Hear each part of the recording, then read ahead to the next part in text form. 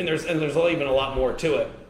For example, a lot when people don't talk about is the police officers aren't pulling people over for speeding. And I think everybody's seen that. Even now that the roads are congested, they're still not doing it. Whether it's because of unrest from, social justice protest, or the supervisors in these law enforcement organizations saying, hey, stay away from the public unless you have to, because of COVID. How does that represent into claims? Like, does it affect claims differently? Well, where I was going, and I'll get to the claims part in a minute.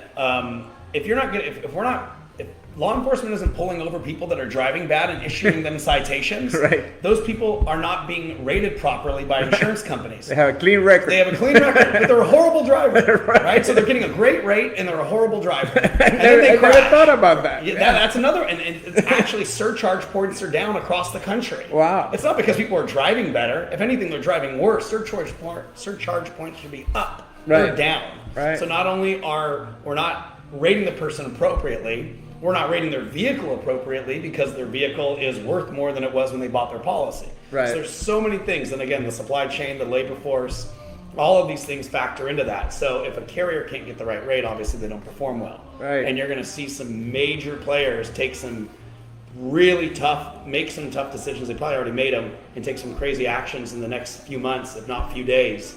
And it'll be something we really haven't seen, because typically when carriers have trouble, they get raked, and then it becomes a hard market. Right. We're not seeing that in California. Other parts of the country we are. Right. So if carriers can't get raked, but they, there's all these issues I just talked about, they're going to have to slow down.